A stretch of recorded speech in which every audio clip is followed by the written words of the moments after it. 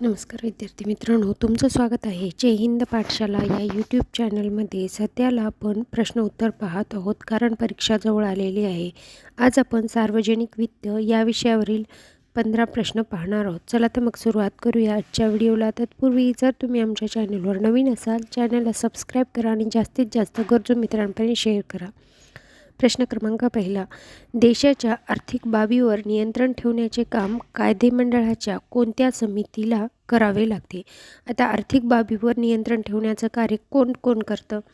तर लोकलेखा समिती हो करते, त्यानंतर अंदाज समिती हो करते, त्यानंतर सार्वजनिक उद्योग समिती ही पण करते. म्हणजे अ ब क आणि ड ला दिले वरील सर्व, म्हणजे ड म्हणता येईल आपल्याला. म्हणजेच या प्रश्नाचं उत्तर आहे पर्याय क्रमांक 4 ड फक्त, म्हणजे सर्व. यानंतर दुसरा प्रश्न आहे एकूण खर्च मायनस प्राप्ती प्लस घ्यावयाची रक्कम प्लस सार्वजनिक मालमत्तेची विक्री बरोबर. आता काय येते तर एकूण खर्च म्हणजे आपल्या देशाचा पूर्ण खर्च म्हटलं की राजकोषीय तूट येते. म्हणून या प्रश्नाचं उत्तर आहे पर्याय क्रमांक 1. त्यानंतर प्रश्न क्रमांक 3, कोणत्या कारणासाठी बौद्धिक संपदा अधिकार विकसित करण्यात आलेला आहे? एक आहे राष्ट्राचे हिताचे संरक्षण करण्यासाठी बरोबर, जागरूकता निर्माण करण्यासाठी बरोबर, आणि त्यानंतर आंतरराष्ट्रीय दायित्वाची पूर्तता हे पण बरोबर आहे. म्हणजेच पर्याय क्रमांक 4 या प्रश्नाचं उत्तर सांगता येईल वरीलपैकी सर्व. यानंतर प्रश्न क्रमांक 4, खालीलपैकी कोणता स्रोत अंतर्गत सार्वजनिक कर्जाचा नाही? आता एक आहे देशातील बँका व इतर वित्तीय संस्थांकडून घेतलेले कर्ज. आता देशातली कुठलीही बँक असो, पण ते आपल्या देशाचा काय होईल, अंतर्गतच खर्च होईल ना. त्यानंतर विमा निधी ते पण अंतर्गत, भविष्य निर्वाह निधी ते पण अंतर्गत.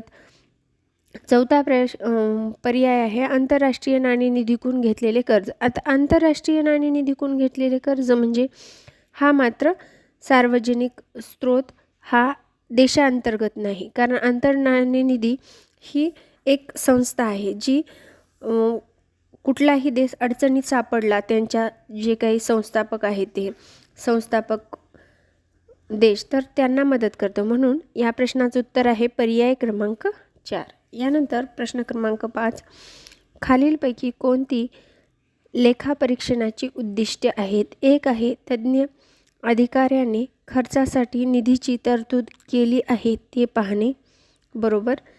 त्यानंतर दुसरं आहे खर्च हा मंजूर केला आहे ते पाहणे, एकदम बरोबर. त्यानंतर तिसरं आहे खर्चाचे देय योग्य व्यक्तीला केले आहे का ते पाहणे बरोबर, आणि खर्चाचे वर्गीकरण केले आहे का ते पाहणे.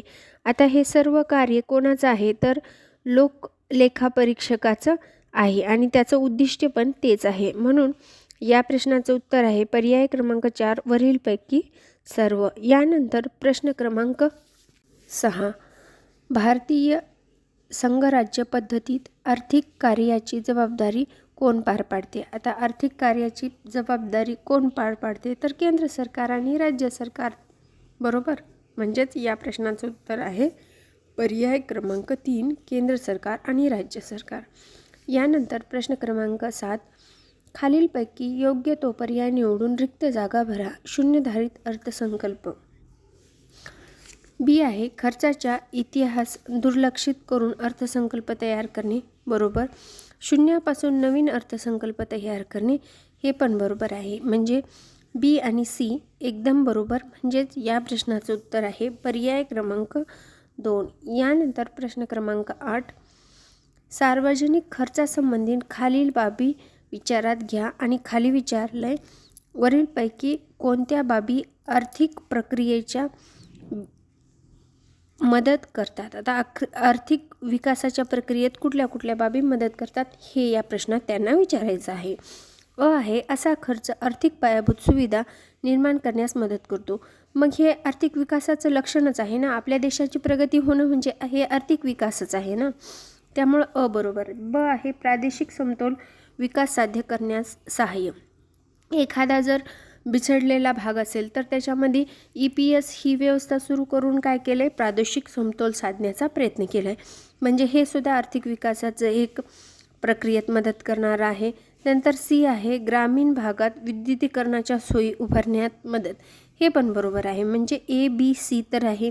D आहे, व्यवहार तोल सुधारणा सहाय्यभूत. हे मात्र नाही आहे. म्हणजे ABC म्हणजेच या प्रश्नाचं उत्तर आहे पर्याय क्रमांक 3.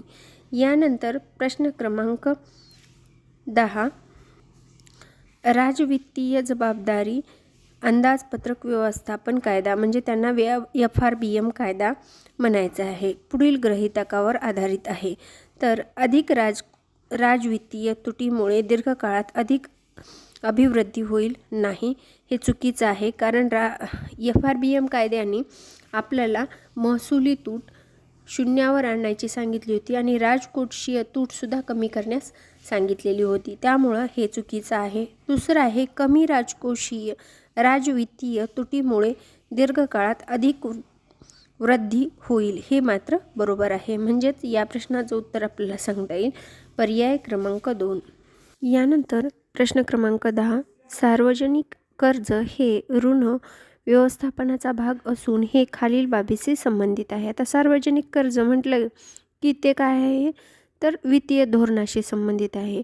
म्हणजेच आपल्याला राजकोषीय धोरण असं सुद्धा याला म्हणता येईल. म्हणजेच या प्रश्नाचं उत्तर आहे पर्याय क्रमांक 1, वित्तीय धोरण. या बाबी सार्वजनिक कर्ज किंवा ऋण व्यवस्थापनाचा भाग हे वित्तीय धोरणाशी संबंधित आहे. यानंतर प्रश्न क्रमांक 11, अर्थव्यवस्था सुप्त उत्पादनाच्या पातळीला कार्य करीत असताना खालीलपैकी कोणती तूट सरकारच्या तुटीची रक्कम दर्शविते. तर अर्थव्यवस्था सुप्त उत्पादनाच्या पातळीत कार्य करीत असेल त्यावेळेस जी काही तूट दाखवली जाते त्याला रचनात्मक तूट किंवा रचनात्मक तुटीची रक्कम असं म्हणता येईल. म्हणजेच या प्रश्नाचं उत्तर आहे पर्याय क्रमांक 3. यानंतर प्रश्न क्रमांक 12, सार्वजनिक खर्चाचे योजनाबाह्य खर्च आणि योजना अंतर्गत खर्च असे वर्गीकरण कुठल्या सालापासून करण्यात आले. तर ते होतं 1987-88 हे वर्ष, ज्यामध्ये सार्वजनिक खर्चाचे योजनाबाह्य खर्च व योजना अंतर्गत खर्च असं वर्गीकरण करण्यात आलं. म्हणजेच या प्रश्नाचं उत्तर आहे पर्याय क्रमांक 1. त्यानंतर पुढील प्रश्न आहे, अंतर्गत कर्जाच्या सर्व राज्यांच्या एकत्रित जोखमी संदर्भात हिस्सा 2009-10 साली किती होता. तर ही आकडेवारी आहे आणि मोस्ट ऑफ द टाईम ही आकडेवारी पाठच करायची. 65.0% इतका होता. म्हणजेच या प्रश्नाचं उत्तर आहे पर्याय क्रमांक 3. यानंतर पुढील प्रश्न आहे, भारत सरकारच्या केंद्रीय अंदाजपत्रकावरील तत्वानुसार राजकोषीय तूट काय दर्शवते. तर एक आहे, सार्वजनिक किंवा सरकारची सर्व स्रोतांमधून केलेली एकूण कर्जाची गरज. बरोबर. त्यानंतर सरकारी जमा व सरकारी खर्च यातील तफावत. एकदम बरोबर.